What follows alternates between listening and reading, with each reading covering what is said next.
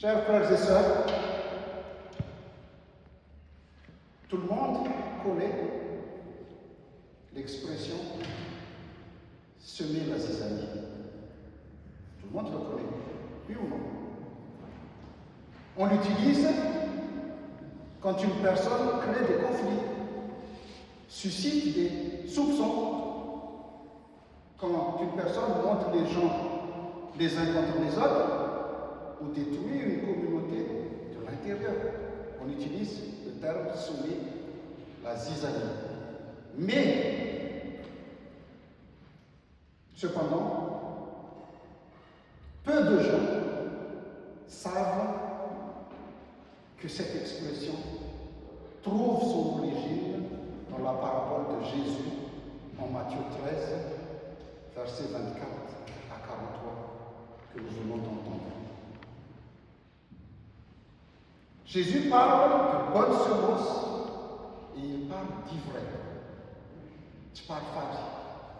En fait, la bonne semence représente la parole de Dieu semée dans le cœur des individus. Jusque-là, tout va bien. Par contre, le terme ivraie, traduit par le malgache Tsparfal, et d'ailleurs, si vous avez suivi la lecture, ce mot ivraie ou Tsparfal revient au moins à 8 ou 9 reprises dans le texte. En fait, ce terme évoque une plante nuisible qui ressemble au blé. Si vous allez taper dans les moteurs de recherche, vous tapez ivraie, vous allez voir et comparer avec le blé, et c'est presque pareil, c'est presque identique les deux plantes. En fait, l'ivraie est en réalité une mauvaise herbe. C'est une plante très nuisible aux céréales ou au blé, si vous voulez. Et dans la traduction grecque, on avait une téléphone grec, en Galanami, Nouveau Testament, dans la traduction grecque du Nouveau Testament, son nom, le nom de l'ivraie, est la zizania. Le terme utilisé pour traduire le Tsparfal, c'est la zizania, qui a donné le mot zizania en français, et qui signifie graine de discorde ou graine de dispute. Dans la Bible, l'ivraie est fréquemment employé pour évoquer le mal ou le péché qui se glisse dans la bonne semence, qui se glisse dans la communauté. Et la bonne semence symbolise le bien, évidemment. L'ivraie représente, comment dirais-je, l'ivraie représente la réalité de la coexistence de bons et de mauvais éléments dans le monde, en fait, si vous voulez, et dans nos églises aussi. Jésus dit, en Matthieu 13, 25, je cite ce qu'il dit, Jésus dit, pendant que les hommes dormaient, son ennemi vint, sema l'ivraie ou la zizanie au milieu du blé et s'en alla. En fait, notre texte met en évidence une stratégie subtile employée par l'ennemi. Le diable ne vient pas détruire tout d'un coup. Il ne détruit pas tout d'un coup, en fait. Il ajoute quelque chose, un tout petit grain. Il ajoute quelque chose qui ressemble au blé, ou qui ressemble à ce qui est bien. Il imite le bien, ce n'est pas le bien, mais il imite le bien. Il utilise parfois des demi-vérités qui sont authentiques, des remarques ou des critiques qui peuvent ressembler à une parole de sagesse et qui ne l'est pas. Une ambition personnelle aussi des fois, qui peut se déguiser en zèle pour Dieu, et plein d'autres choses. Et c'est là, c'est toute la subtilité de la zizanie, en fait. Elle est là, la subtilité de la zizanie. Une seule phrase peut anéantir des décennies de confiance.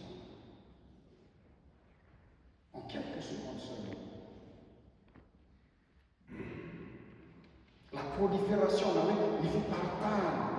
La prolifération de la zizanine, il faut partager, il faut est très subtil. Ça ne tombe pas comme ça directement, non, c'est très subtil.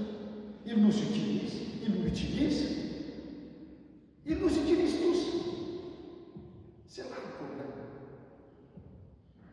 On prend un exemple, considérons l'exemple d'un arbre centenaire bien droit, bien solide. Nous regardons de l'extérieur, ça paraît solide, mais un simple insecte, termite, vous savez ce que c'est? Un simple insecte peut pénétrer sous son écorce et lentement vider son intérieur. Et un jour, au premier souffle violent, l'arbre s'effondre, l'arbre tombe. Ce n'est pas le vent, qui l'a détruit, mais ce qu'il rangeait à l'intérieur, c'est ça qui l'a détruit. Certaines églises connaissent le même sort. Au temps des premiers chrétiens jusqu'à nos jours, ça a toujours été le cas. En fait, elles ne périssent pas nécessairement sous les assauts extérieurs. Elles s'affaiblissent petit à petit lorsque la zizanie s'installe dans les cœurs.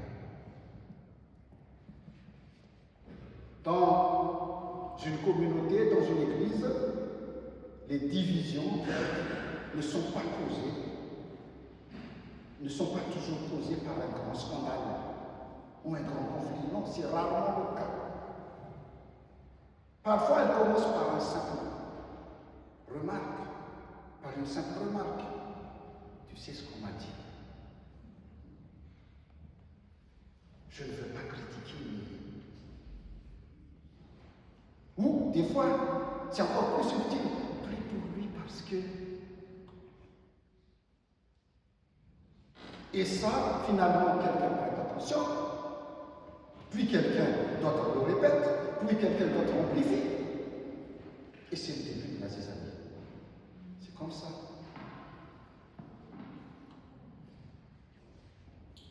Ma tête, ça va comme si on descend ma tête qui arrive à venir à mon bouche, plus, une figure dans la bébé, de me amar quand tu vas faire la manière. Parce que le mal, le diable ne veut pas que l'église avance. Donc, il faut faire ça, tu vas faire, et bien on a tout. Puis, quand tu vas faire la manière, là, ça me corrompt dans ma semaine de temps. Ça dit, là, ça fait orgueil. Là, ça fait avenable. Là, ça fait fusa.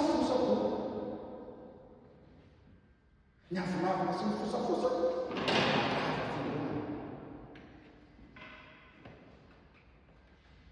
Missi, refaz un disparfar de la sindicaliste. Missi, ma non fava manipulação. Fa hevitra hoe mandroso tena mandroso foana dia ny antondiany eo lasa mitsikivo sy mitsikera fiananana fotsiny zay tena antondiana zany rehetrarehetra zany asan'ireo ary tsy parifara fotsiny zany. En réalité, ce qui favorise la prolifération rapide de la zizanie, c'est que ces gens-là entendent la parole de Dieu, entendent les paroles de Dieu, mais qu'ils ne se sentent pas concernés. Beaucoup entendent, mais ils ne se sentent pas concernés. Et c'est là le problème. Il y a encore une autre traduction de ce mot Sparfar dans la Vulgate. La Vulgate, c'est la tradition latine, en fait, si vous voulez, de la Bible. Le mot latin qui traduit l'ivraie ou Sparfar est le mot ébriéca. Ébriéca veut dire tout simplement ivre. Parce que c'est aussi une plante hallucinogène qui déforme la vision et qui provoque une sorte d'ivresse. Dans ce texte, en fait, de Matthieu, Jésus nous dit que nous ne devons pas faire le tri parmi les autres. Jésus dit, nous devons conserver ce qui est bon en nous et nous séparer de ce qui est mauvais dans notre vie, afin que nous ne devenions pas une zizanie et que l'ivresse de l'orgueil ne nous envahisse. C'est pour cela que Jésus dit, ce n'est pas votre rôle d'enlever, d'arracher l'ivraie. Parce que, non, je vais reformuler. Jésus ne nous encourage pas à arracher la zizanie parce que, emporté par notre enthousiasme des fois, par notre zèle excessif, nous risquons d'aggraver les problèmes plutôt que de les résoudre. C'est ça.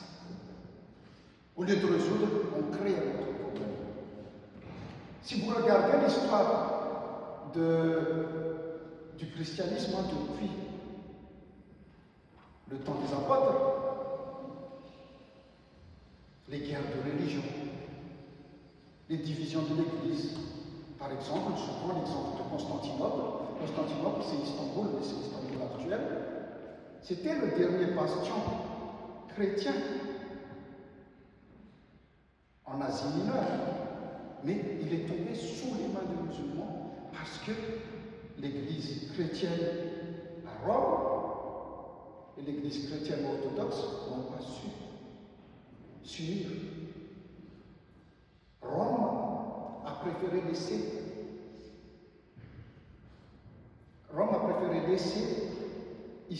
Constantinople aux mains des musulmans parce que les orthodoxes ont refusé de s'allier avec le Vatican. Les clans dans les églises en sont des exemples aussi. Tout cela, en fait, tout cela, c'est quoi? Tout cela est dû aux excès de zèle de ceux qui croient que leur point de vue est meilleur. C'est là le souci. Il est important de ne pas réagir avec violence ou avoir un jugement prématuré. Frères et sœurs, l'ennemi, le diable, n'a pas besoin de beaucoup de temps. Une seule nuit, d'après le texte, une seule nuit, ou de nos jours, une seule parole, suffit pour détruire. Puis quelqu'un ajoute, et la cisaille se propage. Parfois, je dis parfois pour ne pas dire toujours, parfois nous devenons nous-mêmes des semeurs de zèle sans le vouloir. Voilà pourquoi Jésus dit veillez, yambéma. Nous répétons des rumeurs sans les vérifier. Nous critiquons les autres au lieu de chercher à comprendre. Nous préférons les commérages aux rencontres. En fait, les Malgaches, ils disent il tempo de tutti, raffiné la semana. En français, en fait, les mots sont semblables à des plumes que les vents dispersent dans toutes les directions. Il est impossible de tenter de les récupérer une fois qu'elles sont parties. Impossible. En vérité, Jésus ne nous laisse pas arracher l'ivraie parce que quand le blé et l'ivraie poussent ensemble dans le même champ, leurs racines sont mêlées. Et en arrachant l'un, on risque d'arracher l'autre aussi. Parce que notre discernement est imparfait. Il n'y a que deux types de semeurs. celui qui sème le bon grain et celui qui sème la zizanie. Lequel es-tu? Là est la question existentielle d'aujourd'hui. Lequel es-tu? Chaque parole peut être une semence. Chaque publication sur les réseaux sociaux, chaque message privé, chaque conversation après le culte, chaque critique aussi. Une seule rumeur peut diviser une église entière. Cette parabole de Jésus nous invite, cette parabole invite chacun de nous à adopter une éthique de responsabilité. Cette parabole nous invite à adopter une éthique de responsabilité. Soyons des solutions, non des problèmes, frères et sœurs. Soyons des solutions. Soyez vigilants, veillez, Nyambéna. Comme ça, le diable ne pourra pas venir sauver la zizanie chez vous. Parce que le mal agit souvent dans l'inattention, dans l'orgueil aussi. Dieu ne sème jamais la discorde. Il sème toujours le bon grain. Le problème, c'est qu'on n'a pas veillé. Si chacun veille, l'ennemi ne pourra jamais venir semer la zizanie. Chers frères et sœurs, lorsque la zizanie surgit, nous avons toujours le pouvoir de choisir. Je répète bien, nous avons toujours le pouvoir de choisir notre réaction. Soit nous contribuons au désordre en répandant des suspicions, des commérages et des divisions, soit nous devenons des alliés de l'Esprit Saint, en semant l'harmonie, la vérité et la réconciliation. En Romains 8, Paul nous rappelle que Dieu est le premier et le dernier. Paul nous rappelle que l'Esprit vient au secours de notre faiblesse. Et c'est Ésaïe, pour sa part, nous rappelle que Dieu est le premier et le dernier. Et puisque l'Esprit Saint nous guide et que Dieu demeure souverain, ne laissons jamais nos paroles devenir les graines de la zizanie. Ne laissons jamais nos paroles devenir les graines de la zizanie. Au contraire, soyons des soldats de l'Évangile, parce que l'Église n'est pas censée refléter les divisions du monde. L'Église est censée refléter, manifester l'unité que le Christ est venu établir. Jésus-Christ est venu établir l'unité. Et c'est ça que nous devons refléter au monde. Pour terminer, que chacun de nous s'arrête un instant. Chacun fasse une introspection, une réflexion profonde et se demande, est-ce que mes paroles et mes actes construisent ou détruisent? Est-ce que mes paroles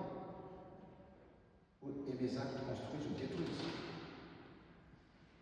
Parce que Jésus a averti dans ce texte. Jésus a averti que ceux qui sèment la division s'exposent au jugement de Dieu. L'image de la zizanie jetée au feu, c'est quoi? Cela nous rappelle que semer la division a des graves conséquences devant Dieu. Alors, dès maintenant,